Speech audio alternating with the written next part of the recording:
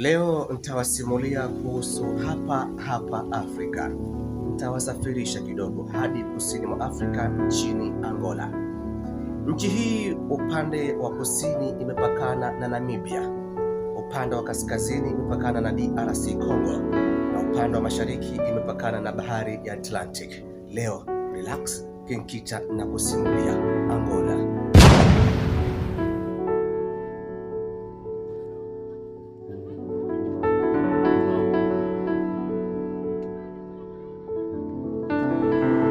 Kiasili lugha wanaotumia wana Angola ni Kireno, lakini asilimia kubwa ya wana Angola wanatumia lugha ya kidemokrasia ya Kongo, yani Kikongo na Kiamundo.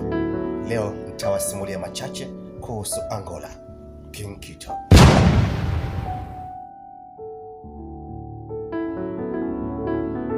Wakati mwingine nitakusimulia kuhusu kwa nini wana Angola wanatumia lugha ya Kireno, lakini kwa leo wacha nikupe haya machache niliyopenda kutoka Angola. Angola imebarikiwa wasichana wengi warembo wenye uzuri wa kiasili, wanaosifika kwa uchapakazi ndani ya familia zao na kijamii nzima. Wanashepu kama ndege za kivita za Kituruki. Kwa hakika Angola imebarikiwa warembo wenye asili ya Kiafrika kweli kweli.